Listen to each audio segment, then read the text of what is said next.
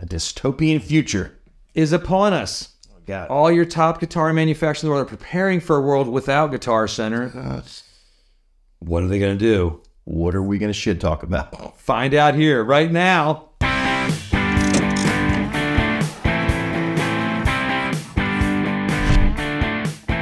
Hey, Baxter, Jonathan, here from Casino Guitars. Click like, subscribe if you like our content. And hit the bell. I don't care if you like our content. Just do it. Follow the ride. It's fun. We say some dumb stuff sometimes. Yes. And you love it. Or you might hate it. You might get cringed out. So we've done a video on this already. No, not all of it, but just the fact that, what was it? Taylor just went direct. Yep. Fender's gone direct. Gibson's direct. I think Martin's around the corner going direct. They say they're not going to, but I think the writing's on the wall. PRS will probably do it too. At this point, well, it's inevitable. And I understand why they're doing it. I don't like it. I don't agree with it. I think it's going to backfire. It's going to crush them in the end. But cool. But I get why they're doing it, because they are terrified that their biggest buyer of their product is about to go belly up. They know it's going to happen. We all know it's going to happen. It's Moodys, who never gets anything wrong. That was sarcasm. But because they just gave Silicon Valley Bank like a thumbs up, and then A really good rating. Great job. Yeah. And then but the guitar stuff, but they've gotten like just dogged lately on everything. Their debt ceiling, everything is just in disaster range. We've talked plenty about that, but these manufacturers are freaking out. Guys that make the guitars, they have to be, because they know that's 25% of their purchasing power. The independent chain's about 40%. Yeah. And then you have Sweetwater, who's just another like 15 to 20 at this point and growing. When you say 40, you mean all the indies together. Yeah. That's including the big indies, like from like the Wildwoods and CME made stuff too. Then you put us in there, bigger than you think, but smaller than maybe smaller than you think too. It could be both, which is odd, but possible. I felt like I was one of the dating contestants in Love Is Blind, just when I was talking about myself. I'm bigger than you think, but most likely smaller than you think. You take that however you want to, ladies. There's no ladies watching. It's just men. Anyway, so the first thing they've done is obviously they've all pivoting to like, we got to sell direct. Yes. We got to figure this out. We got to create a sales team, which they're not doing a great job in that aspect, because it's tricky there. But they just have it direct to offer, and we've talked ad nauseum why you should not buy direct from them. Besides the fact that it hurts all the shops and the independent chain out there, and you're going to lose the guitar playing community. But also, you get a bunch of broken stuff. We just did a video on this. Yes, you get broken stuff sometimes. We've done multiple ones just talking about, or just how the QC has been pretty rambunctiously off the charts, not great the past year or two. So we've been fixing a lot of stuff, and we don't send it back to the guitar companies because it's just there's stuff we can easily fix. But it's something, if you got it, that brand new guitar, you're gonna have a terrible experience with. Yes. You're not gonna like it anymore. You're bummed out. Poo-boo. The other thing that these guitar companies are doing now is they're sort of pivoting into, there's no more NAMM for them. They're saving the dime on that. They're like, we don't want to do it, screw it. They've proven that they can sell more through direct online dealer events, and now they're going back to private dealer meetings. Yes. Again, which the dealer meetings can be really useful. I've talked about the Fender one a little bit, and we went to that a few months ago, and that was useful because I got to meet with the whole corporate leadership team. They did sort of the apology tour and like sort of apologizing for all the screw ups they did last year with the Squire debacles and their overproduction, and the fact that there's a whole other video on it that we did, that their other manufacturers or resellers, Guitar Center, Thomann, Sweetwater, bought tons of stuff and then canceled all the orders, and they were left holding the bag. Yes. That's a whole video on that. It's pretty fascinating. It breaks it down. But all the manufacturers are starting to sort of lean towards this in lieu of NAMM. Now, the benefits are they're selling the same amount of product. Right. That's what they call it. They can activate orders without any trouble or expense. There's no need to travel. It's safe for them, their staff, no setup, and there's really no need for the reps. Like, it sort of makes the idea of the guitar manufacturing rep obsolete. So I don't know if that's like a future obsolescence plan to cut that out. Because they watch their pennies. I think we've already seen, it used to be the reps came a lot. Like we would see them multiple times in a year maybe. And that's already cut cut back quite a bit. So No, it was like when the reps would come, it was pretty fun because they'd come with like a van with guitars. yes, And like, it was really cool. PRS used to be really good about that. And they come with a bunch of like really bright, like some of those vomit color guitars. Like, what is that? I'll take 3. Because I've never seen that. There's like these sort of like factory one-offs, and it was really cool. Now, I think it's a problem though. yeah.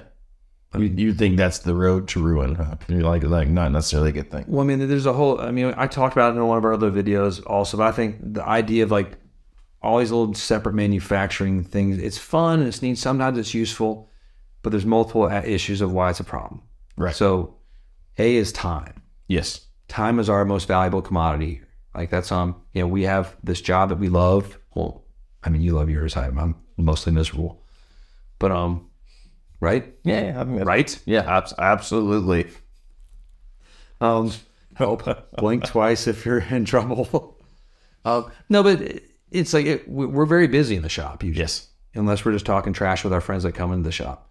But I mean, there's so many. The norm now is just busy from the time we get here in the morning until it's time to we finally leave. Yeah. And then it really doesn't stop when we leave because the internet doesn't sleep. That's right. You know, You're like, oh, thinking about this at 3 a.m. Let's just shoot a message. I know. I don't stop thinking about it. You don't stop. Like, No. you're like, oh my God, just want to make happy. I'm calling customers just to say hi sometimes and check in.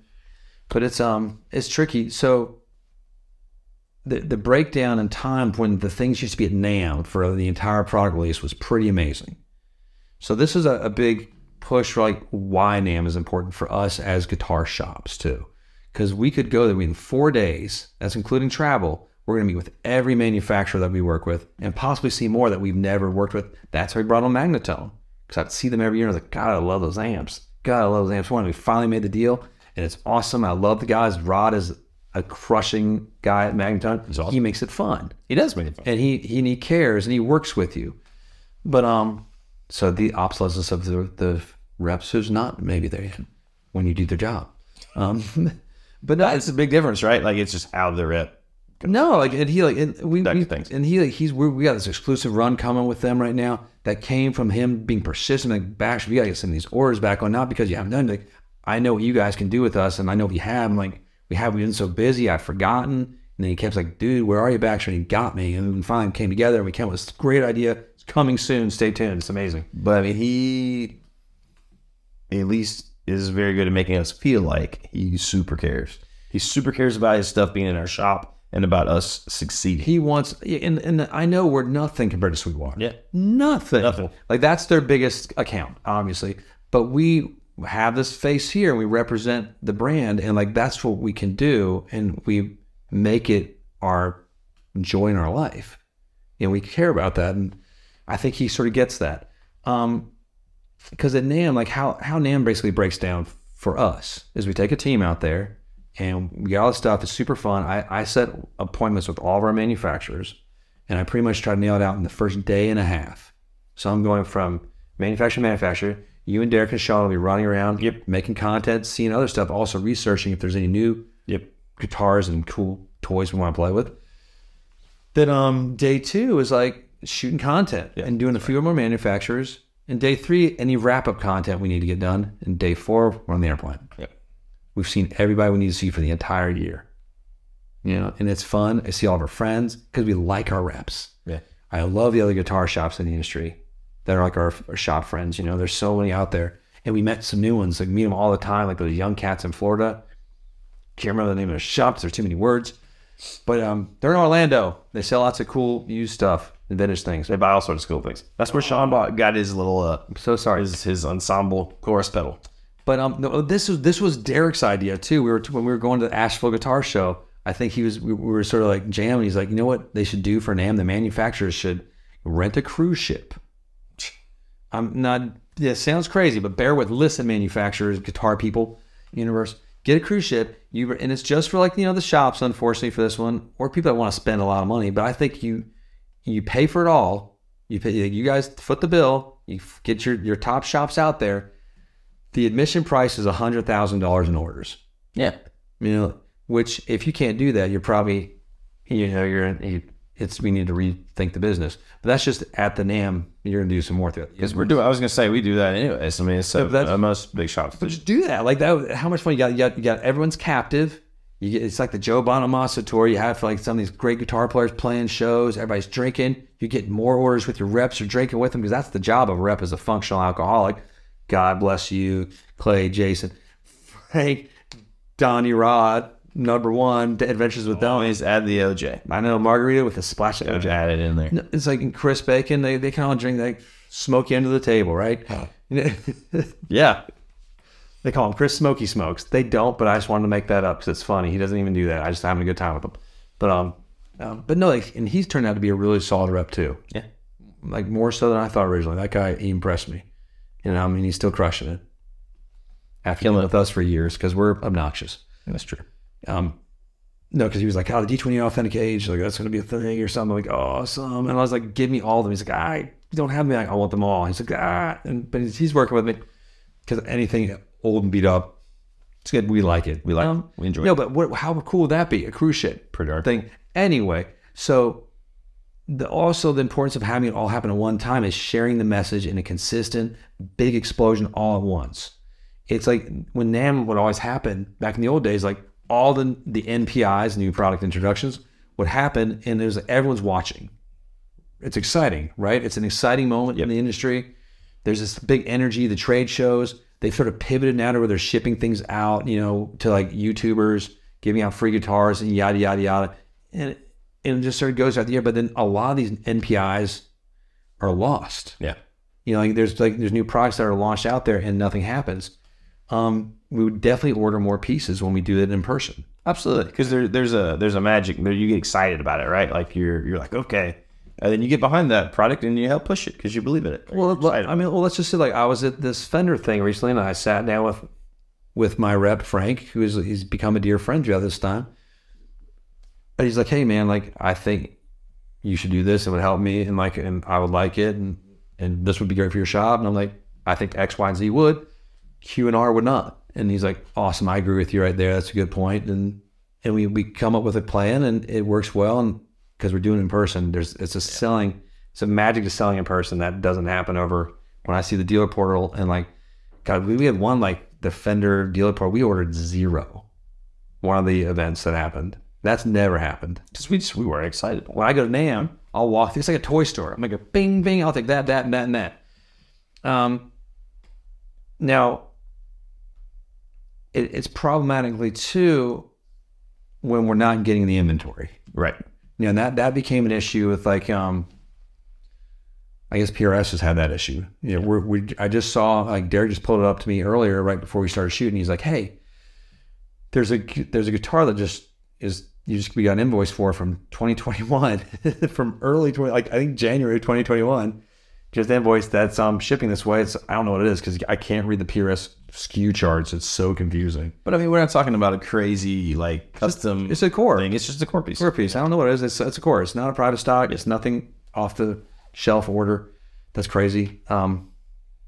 No, that's problematic for our ordering rhythm as well. Yes. So like it's hard for us to keep putting in new orders as a shop through these digital market things, through these dealer events. Like we couldn't go to the last PRS event for multiple reasons. Right. But I've been talking long enough. I wouldn't dig too hard on that at the moment. Maybe a whole other video on that. Maybe we'll see. But just we don't have the pieces to represent the brand. Right. We've already ordered. So it's hard for us, you know, when we're looking at a 2.5 year lead time on pieces. And then when the product, and this thing drives me nuts, and we've talked about too, like the propaganda machine, Fender, PRS, Gibson, and Taylor's pretty good about it. But when you launch a product, a new guitar that we're all excited about, I'm gonna use those Roxy Pinks again. Yeah. There's like the Roxy Pink SE, not SE, the Silver Sky, the core,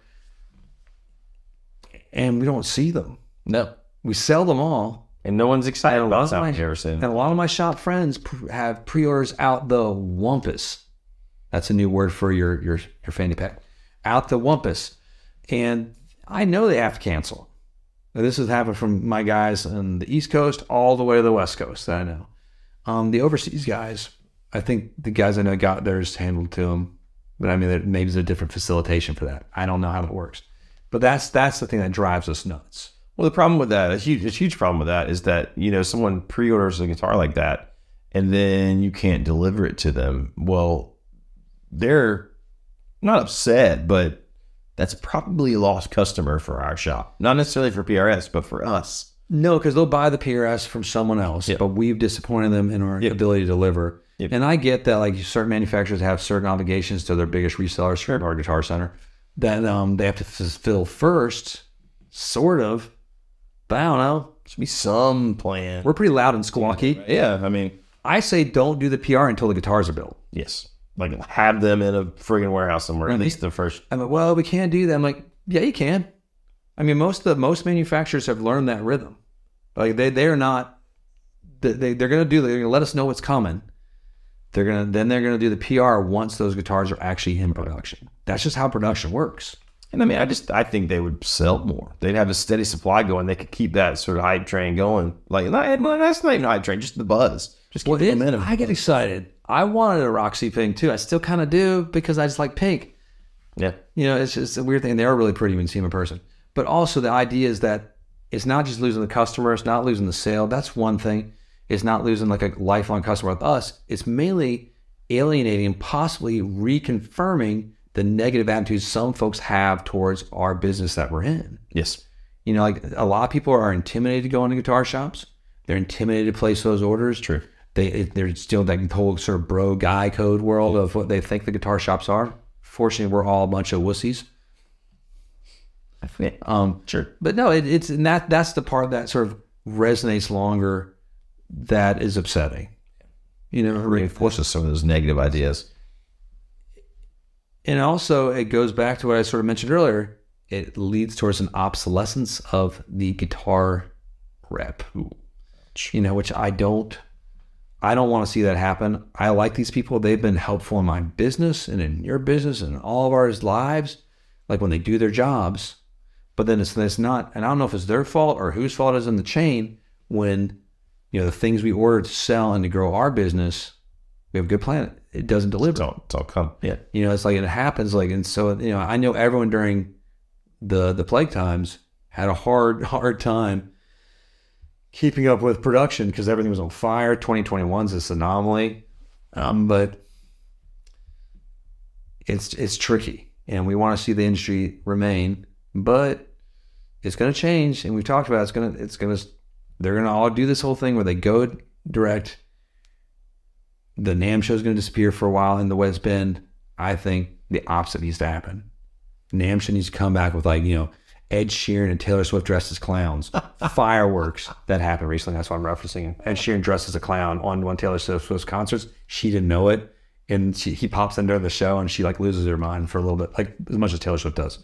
But no, like fireworks, fun of it. Like get everybody pumping again. Like the bite that's going to happen is once the customer service that cannot be delivered and the years of building these great relationships with folks that play guitar that the manufacturers can't do, it depletes the joy, the true experience of loving and buying your first, your second, your third, your fourth, your 10th guitar. And so it's I'm preaching a little bit. It's okay. Probably to the choir, but that's okay. I don't know. Maybe not. Maybe not. Well, I'm hoping some of the folks that work in these guitar companies, like possible, like, you know, I can bend their ear for a little bit and just. I get why you're doing it. I understand. GC is in huge trouble, and you guys are gonna have to restructure your business. And I get it too, because a lot of these older shops are phasing out. That's true. You know, I should have mentioned that earlier in the video. Those of you who left behind, we know what's happening. Then you don't see a continuation plan. And the music and arts is buying up a lot of these great sort of legacy shops too that had multiple chains that were sort of local mom and pops that had grown, and they don't sell guitars. Like, yes, they do. They don't sell a lot of guitars. They're mostly lessons and band and orchestra is the brand. And their top guitars are sort of like entry level of Taylor and Fender's sort of range, and they only carry a couple. Yep. They're not guitar shops of the old days. They're not Guitar Center, even though they're part of the same umbrella. It's I met a guy who's like primary thing is musician's friend the other day. I was like, that's awesome. You hold stuff. That's like meeting someone with an AOL account. You know, I was like, that's they still have that little messenger disc they put in. You know, yeah. I was like, man, that's awesome. He's, no, I don't really use Sweetwater. I use musician. I was like, You go, girl. I was, Why don't they still look at the catalog? Like, I- because you remember getting the physical musician's friend, there was nothing. like circling all the things you wanted. We love guitar shops. I don't want Guitar Center to fail. I don't want Sweetwater to ever fail. I want them all to exist. I love the people that work in the industry. Every time I go to a Guitar Center, I meet some of my favorite people in the universe because they're just Great people there. well, they're just dumb enough like us to like work in this industry This is a great idea. What could go wrong? and not go somewhere else where you're going to get paid a lot more, get a lot more respect, probably be happier. But we like it so much, we stick in it and we haven't left it. That's the sort of run, that's the wrap, and that's the finale. That's it. So if you're working out there in the industry, stay tuned. We're working with you. Thank you again for all your support. And peace be with you.